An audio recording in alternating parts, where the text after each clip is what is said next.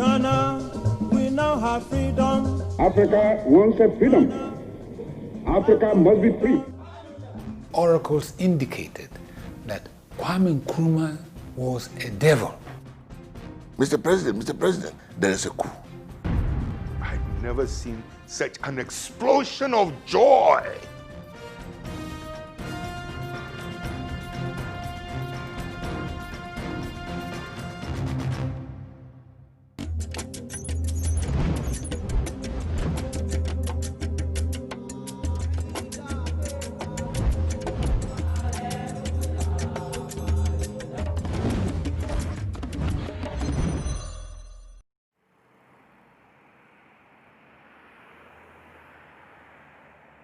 Accra, Ghana's capital city and the largest city in the country.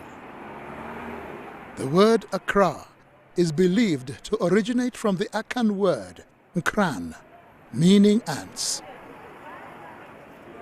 It is no wonder that you will see men and women hustling and bustling under the blazing sun to earn a penny or two.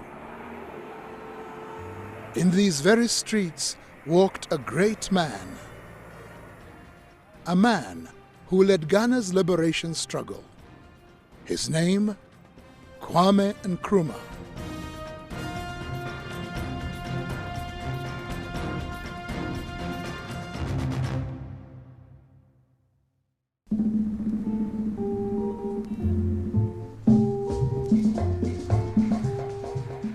It was during his reign that Ghana made great developmental strides, like the building of the Tema Township,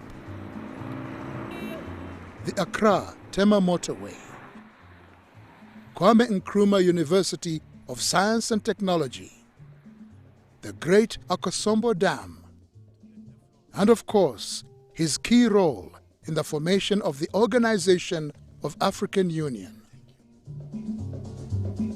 With Kwame Nkrumah, beyond the borders of Ghana, he is hailed for his achievements. This decade is the decade of African independence. Forward then to independence. To independence now. Tomorrow, the United States of Africa. To him, African Union was a passion, and I think he's right. Look at what is happening in Africa now.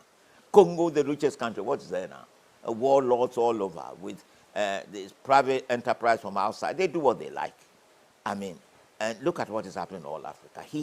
He foresaw that if we didn't come together, we would be in our present state. Dr. K.B. Asante was the Secretary of State during Kwame Nkrumah's rule. He recounts Nkrumah's character. He could be charming when he wanted to, but normally, as someone who worked with him, he was what I would call a charming, hard taskmaster. He was a good dancer, and he liked music, yes. And we would hear music. But I remember high life music around us.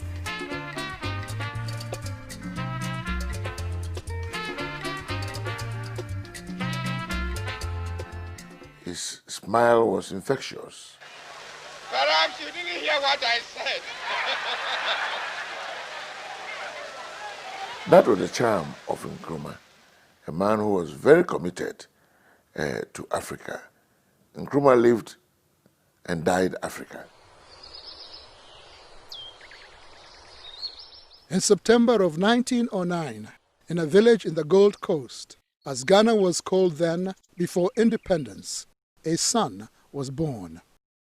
Francis Newyear Kofi Ngonioma, to his father a goldsmith, and his mother a retail trader. This name later changed to Kwame Nkrumah. Nkrumah was educated at the prestigious Achimota College in 1930 and thereafter became a teacher. Nkrumah was a very ordinary human being. He was human like all of us. He was born in a very small, tiny village in the western region of Ghana. He had his education, Catholic education, went to a Achimota school, initially wanted to be a Catholic priest, and eventually taught in the Achimota School, which was the most prestigious high school under the colonial rule. At the age of 26, Nkrumah left the Gold Coast to study at Lincoln University in the USA. He read widely from the literature of Karl Marx and Marcus Garvey. And from then on, ideals of socialism became appealing to him. Nkrumah was very much inspired by Marcus Garvey and the whole idea of return to Africa and black freedom. That inspired him a lot too. So he knew about all those things. That would have fueled his ideas for a kind of Pan-African consciousness and the need to rally a wide range of people in pursuit of what he wanted.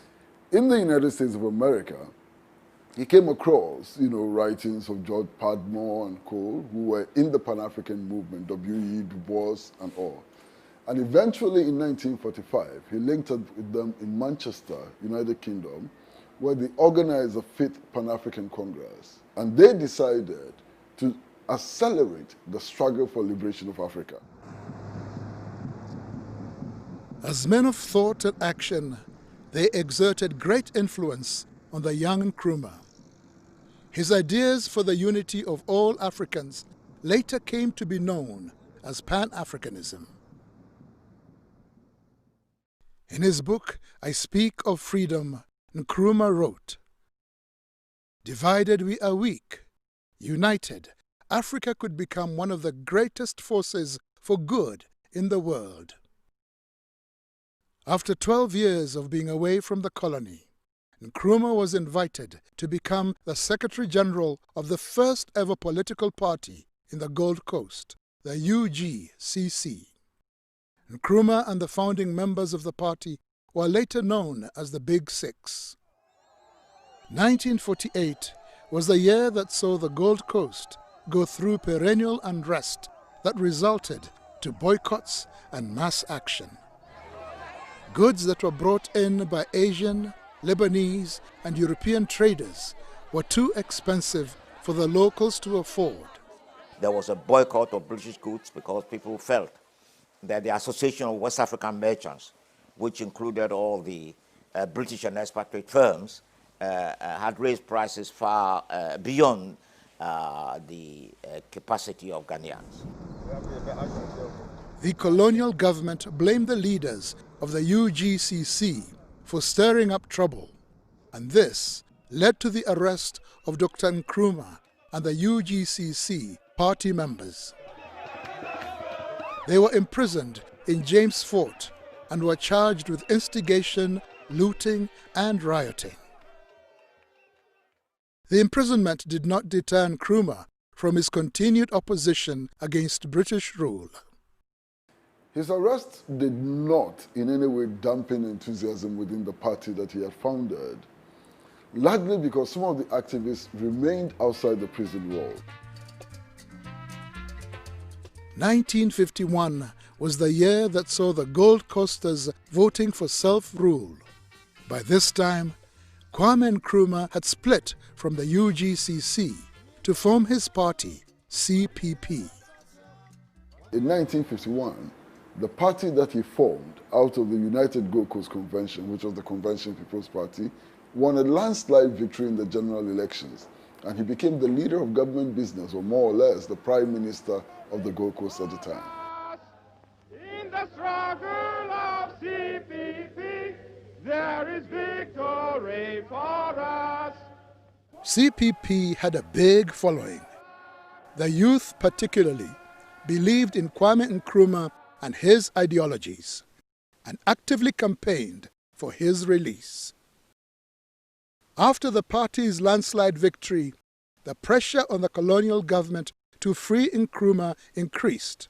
At Accra, a huge crowd cheers as Kwame Nkrumah leaves James Fort Prison freed by the governor as an act of grace on the eve of the inauguration of the new constitution. The British governor, Sir Charles Arden Clark, eventually recognized him as the Prime Minister. Between 1945 and 1965, a significant number of African countries gained independence from European colonial powers.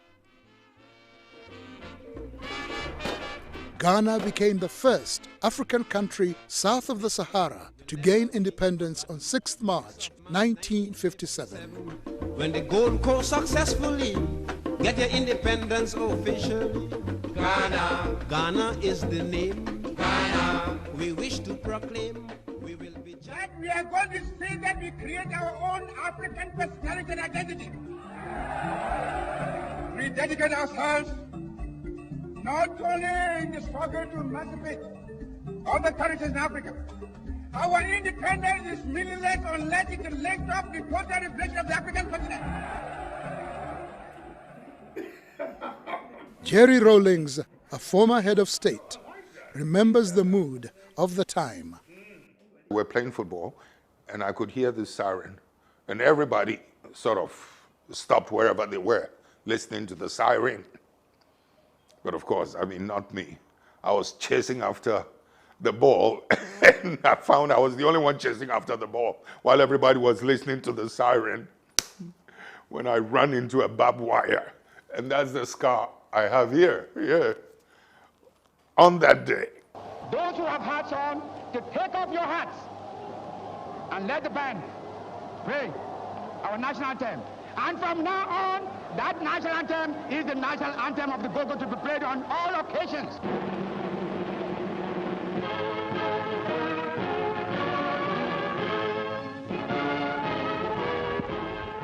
The mood was electrified. Everybody was seeing the dawn of a new beginning.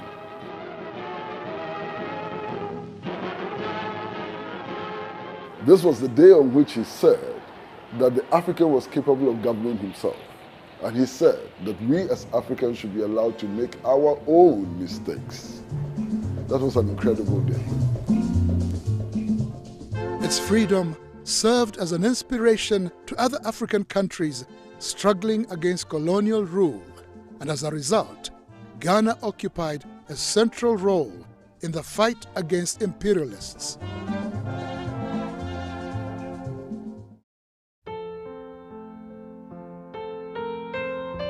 On 31st December 1957, while in office as Prime Minister, Kwame Nkrumah quit the Bachelors Club. Fatia Ritz and Kwame Nkrumah became husband and wife a few hours after she landed in Accra from Egypt.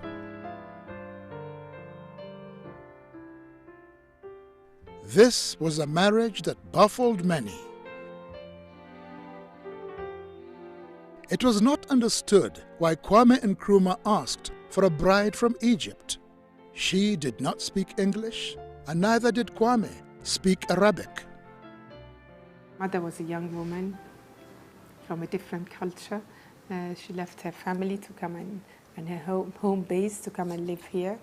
So I think it was a challenging marriage in a sense, but I remember her saying she would do it all over again. He, I think, did not marry her because she was in love. I think he just felt that it was time for him because of his position. He was then Prime Minister and then eventually became president in 1960. I think he needed to have that image. Together, they had 3 children, Gamal, Samir, and Sekou. From a previous relationship, he fathered a son, Francis Nkrumah.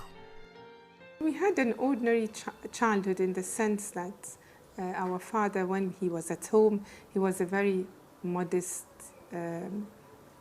simple man. So I remember playing around him, all of us. But I remember little things like him insisting on giving us a spoon of honey because it was good for us. Yes.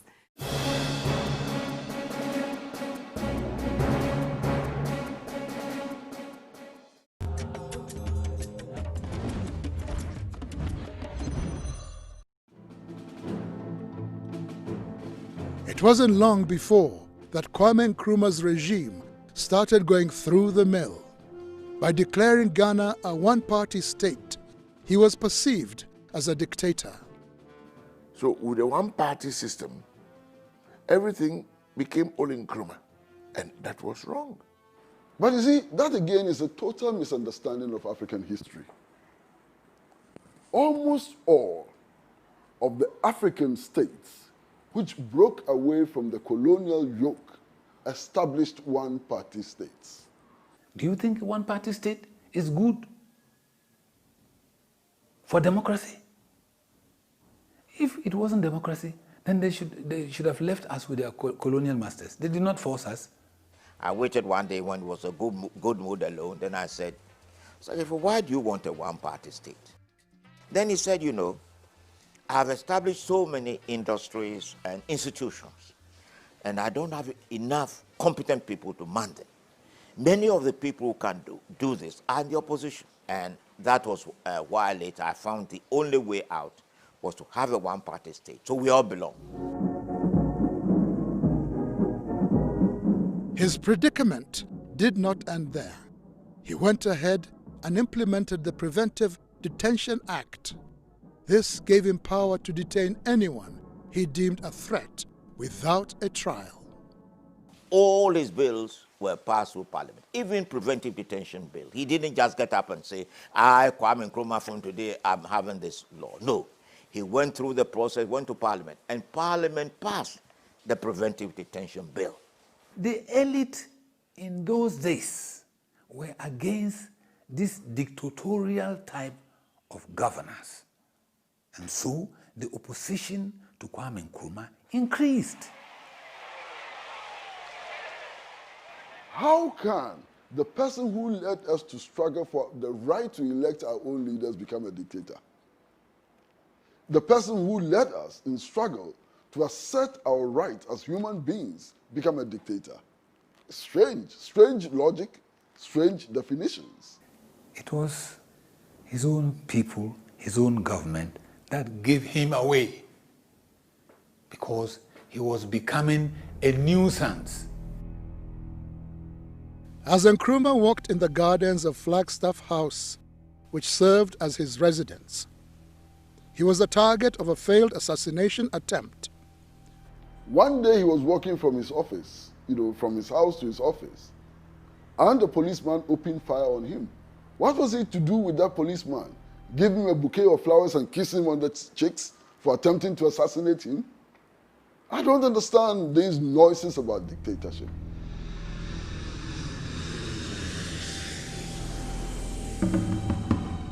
In August 1962, Kwame Nkrumah was returning from Upper Volta, present-day Burkina Faso. A grenade was concealed in a bouquet of flowers and given to a school pupil to present to him. It exploded. It was at that point that the bomb was thrown. It caught him. The girl who was going to present the flower died on the spot. The fragments went into all his body from his nipple down. Alhaji Suleimana Yeremia was detained during Kwame Nkrumah's regime. He was accused of being behind the bombing. You in Ghana here just mentioned the bomb, and my name will be one. When you look at the trial, I was not alone. If it were you, what are you going to say? Do you take it or you leave it? At that point too, it was a matter of death.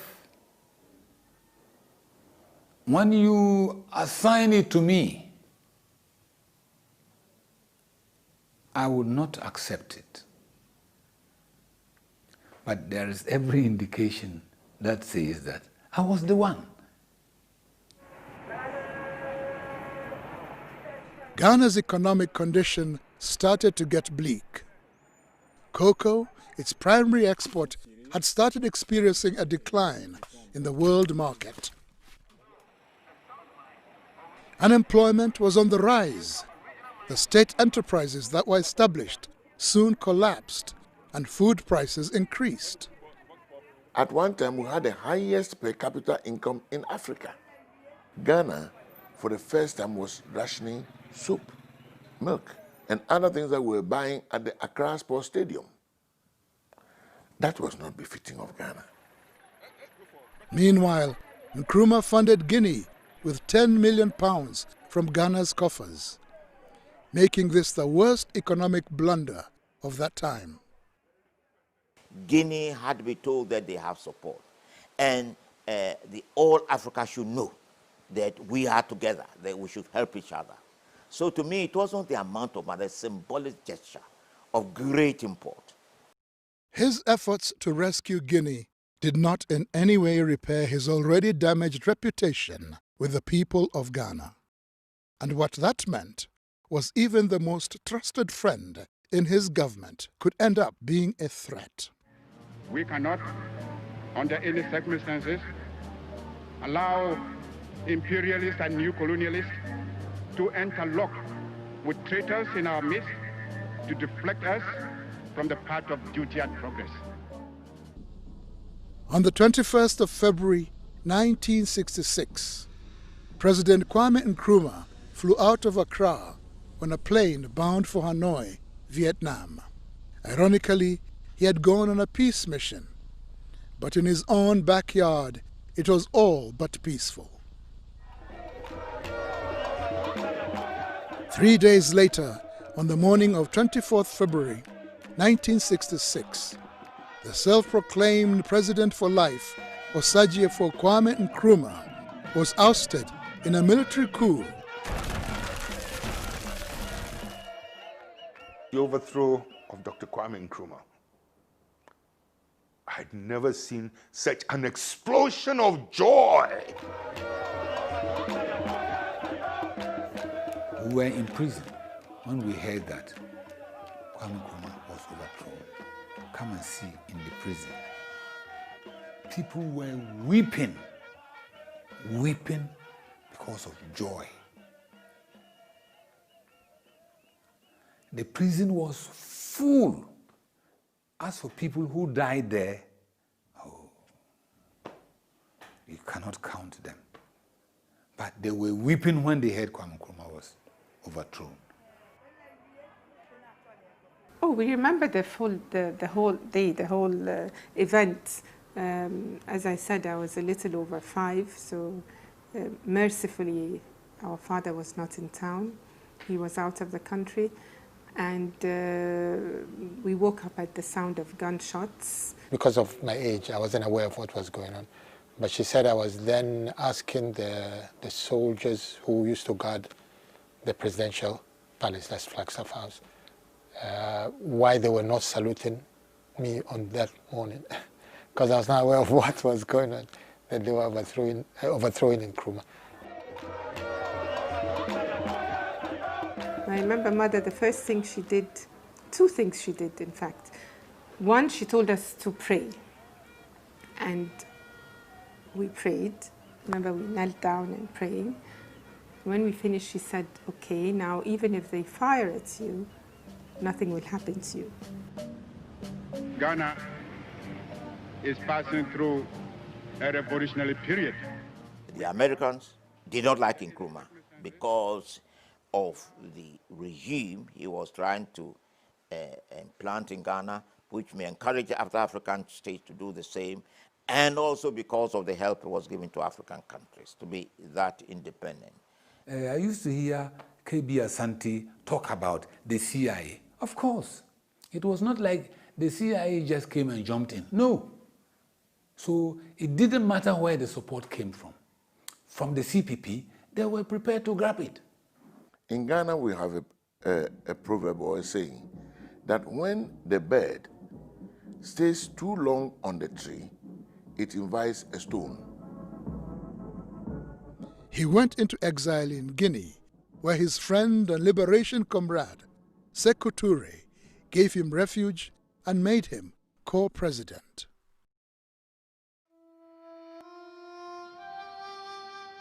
In April of 1972, Kwame Nkrumah drew his last breath in a hospital in Bucharest, Romania. Until he met his death, Kwame Nkrumah had survived 5 assassination attempts, and that is why the phrase Kwame Nkrumah Never Dies was coined.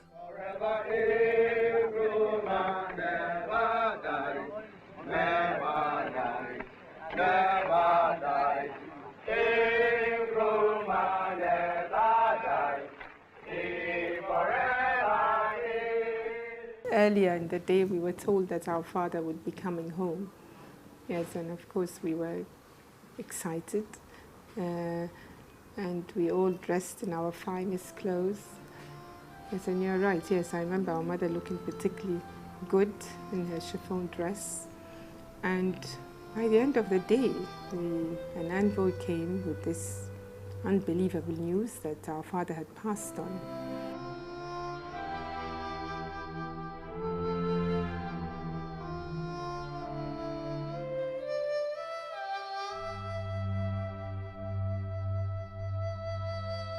So according to the records, he died of cancer.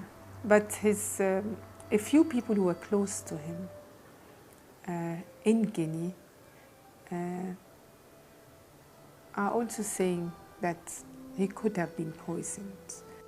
There was no reaction to his death. It is Amilcar Cabral who said that Nkrumah died out of a cancer of betrayal. And there was a lot of betrayal in Nkrumah's days. Qu'on ne vienne pas nous affirmer que Nkrumah est mort à cause d'un cancer de la gorge ou d'autres quelconques maladies. Non, Nkrumah a été tué par le cancer de la trahison. I, Robert Gabriel Mugabe, do swear. People who say Kwame Nkrumah is good and practicing his ideology, I would say Mugabe. Mugabe was grateful to Kwame Nkrumah. But look at Mugabe's style of government. Is it successful? That is the true Nkrumahist, a Pan-Africanist who believes in the true identity of the African. Yes, it's good. But practically,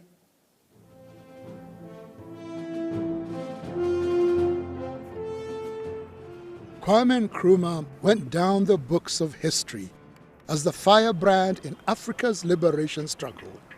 His vision for a United States of Africa continues to be realized. The reality is that they didn't stay on. Madiba is gone, Nkrumah is gone, Secretary is gone, Samora Machel is gone, Nasser of Egypt is gone. That is our reality. Our task is to create a new core of leaders, visionary leaders, leaders who want to see Africa free, leaders who want to help Africans to develop confidence in themselves, in their culture, in the food they eat, in the way they dress, in the way they walk, and the way they talk. Leaders who want to encourage Africans to take control of their own resources. We need to engineer those new leaders. That is the task. I've told you he was a fine man.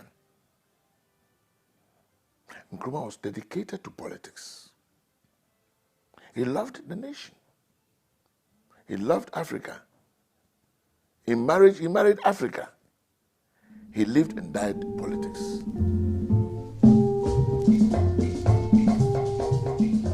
The Africa we have today is the legacy he left behind, and a constant reminder that indeed Kwame Nkrumah never dies.